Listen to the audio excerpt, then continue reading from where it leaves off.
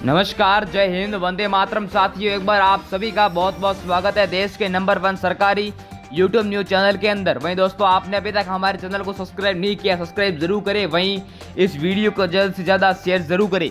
मध्य प्रदेश विधानसभा चुनाव 2023 का बिगुल बज चुका है, जिसके अंदर हर पार्टी अपने प्रचार में जुट चुकी है। चाहे बीजेपी पार्टी हो या कांग्रेस पार्टी, हर पार्टी अपनी जीत का दावा करती नजर आ रही है। वहीं मध्य प्रदेश की 230 सीटों का महा ओपिनियन पोल जारी कर दिया है ABP news, times now, furrows सट्टा बाजार और भारत की 5 बड़ी एजेंसियों ने।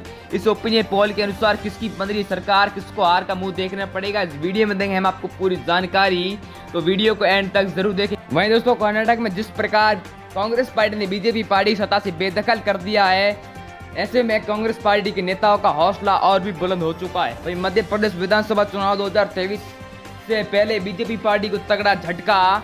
बीजेपी पार्टी के 5 बड़े दिग्गज नेताओं ने बीजेपी पार्टी को दिया इस्तीफा। वहीं दोस्तों, आज हम आपके सामने ओपिनियन पोल रखने जा रहे हैं, और आप मध्य प्रदेश के किस क्षेत्र से हमारी वीडियो को देख वो भी कमेंट बॉक्स में जरूर बताएं। वहीं बात करें सर्वप्रथम की प्रथम सीट जबलपुर की, तो जबलपुर में कुल 8 सीटें, 8 में से कांग्रेस को सबसे बड़ा बहुमत 5 सीटें, बीजेपी पार्टी को 3 सीटें, बीएसपी को 0 और अन्य के खाते में भी 0 सीटें जाती नजर आ रही है। बात की जाए बालाघाट की कुल 6 सीटों पर, तो यहाँ पर बीजेपी पार्टी को तगड़ा झटका लगता नजर आ रहा है, क्योंकि कांग्रेस पार्टी को यहाँ पर 3 सीटें और बीजेपी पार्टी को 2 सीटें हासिल होती नजर आ रही है।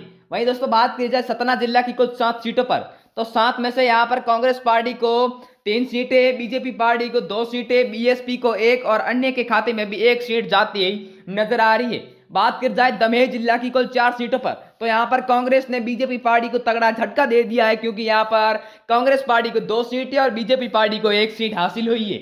वहीं दोस्तों, इंदौर की बात करी जाए तो इंदौर में कुल 9 सीटें, यहाँ पर कांग्रेस को सबसे ज्यादा 4 सीटें, बीजेपी पार्टी को 3 सीटें, बीएसपी को 1 और अन्य के खाते में भी 1 सीट जाती नजर आ रही है। बात करी जाए ग्वालियर की कुल 6 सीटों पर, तो 6 में से कांग्रेस पार्टी को 3 सीटें, बीजेपी पार्टी को 2 सीटें, बीएसपी को 0 और अन्य के खाते में भी 1 सीट जाती नजर आ रही है अब की बार। वहीं दोस्तों, बात करी जाए भीड़ जिला की कुल 5 सीटों पर, तो 5 में से कांग्रेस को यहाँ पर 3 सीटें, बीजेपी पार्टी को 2 सीटें, बीएसपी को 0 और अन्य के खाते में भी 0 सीटें जाती नजर आ रही है अब की बार। वहीं बात करी जाए दतिया जिला की, दतिया में कुल 3 सीटें हैं, 3 में से 2 बीजेपी को, 1 कांग्रेस को, बीएसपी को 0 और अन्य के खाते में भी 0 सीटें जाती नजर आ रही है अब की बार। वहीं दोस्तों, बात करी जाए अगली सीट सागर की, तो सागर में कुल 8 सीटें, 8 में से कांग्रेस पार्टी को 5 सीटें, बीएसपी को 0, बीजेपी पार्टी को 3 और अन्य के खाते में 0 सीटें जाती नजर आ रही है अब की बार। वहीं दोस्तों, बात करी जाए अगली सीट सीधी जिला की,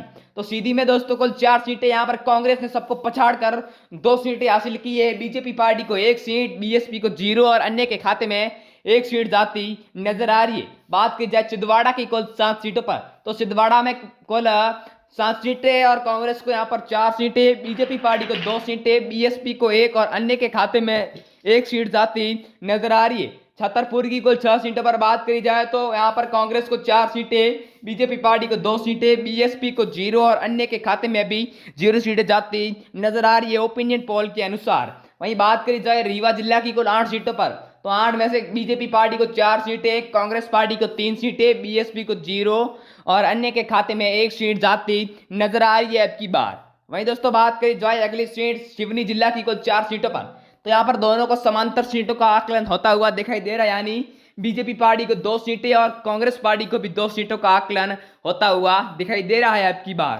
वहीं बात करी जाए भोपाल की कुल 7 सीटों पर, तो 7 में से बीजेपी को यहाँ पर 4 सीटें, कांग्रेस पार्टी को 2, बीएसपी को 0 और अदर के खाते में 1 सीट जाती नजर आ रही है अब की बार।